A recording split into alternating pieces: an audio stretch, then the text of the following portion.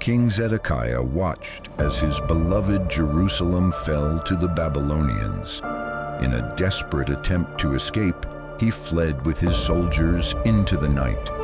But his freedom was short-lived, as he was captured and brought before the Babylonian king. In a final act of cruelty, Zedekiah was forced to witness the execution of his sons before his eyes were gouged out, sealing his fate. Will he face the judgment of his disobedience, or is there still a glimmer of hope for redemption?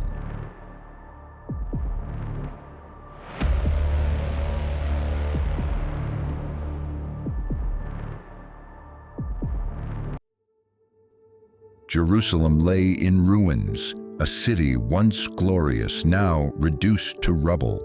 King Zedekiah stood on the palace balcony, his heart heavy, gazing out over the destruction. The Babylonian army, led by King Nebuchadnezzar, relentlessly tore through the city's walls, their war cries echoing through the streets.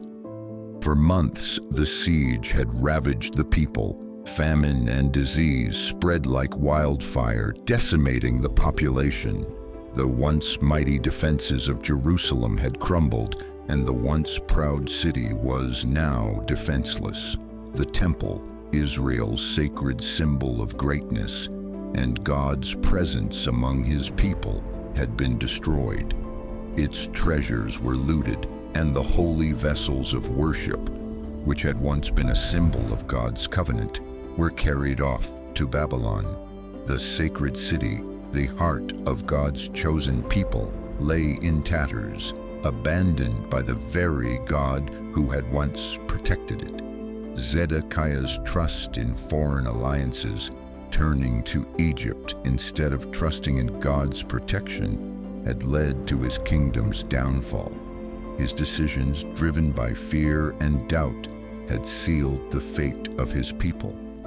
As it was written in the scriptures, in the 9th year of Zedekiah's reign, on the 10th day of the 10th month, Nebuchadnezzar, king of Babylon, marched against Jerusalem with his whole army. 2 Kings 25:1.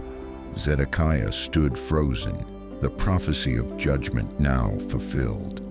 The city that had once stood as a beacon of strength and faith was now a symbol of defeat. Its walls broken, its glory lost, and its future uncertain. As the Babylonians breached the city gates, Zedekiah's heart sank. The reign he had fought so hard to protect had come to a tragic end. The weight of Jerusalem's destruction pressed down on him as he realized the inevitable. His kingdom was lost. In a moment of desperation, Zedekiah made the decision to flee. Under the cover of darkness, Zedekiah and his soldiers hurried through the narrow, dimly lit streets, their hurried footsteps echoing in the silence. The once great city of Jerusalem, now burning behind them, was a painful reminder of all that had been lost. The cries of the people, filled with sorrow and fear, faded into the distance as they pushed forward. The city they had once ruled was now beyond saving. When the city was broken into and all the men of war fled at night by way of the gate between the two walls near the king's garden. 2 Kings 25:4. Their path led toward the plains, but Zedekiah knew their escape was fleeting. The Babylonian soldiers were closing in, their pursuit relentless. The king's heart pounded as he realized that even in flight, there would be no safe refuge. The end of his reign was now a matter of time. Zedekiah's flight was short-lived. Before dawn, the Babylonian army had captured him and his men in the plains of Jericho. The once proud king was now a prisoner, dragged before King Nebuchadnezzar. Zedekiah's heart sank as he faced his conqueror. The king, who had once been warned of Judah's rebellion, His pride, once the driving force of his rule, had become his downfall.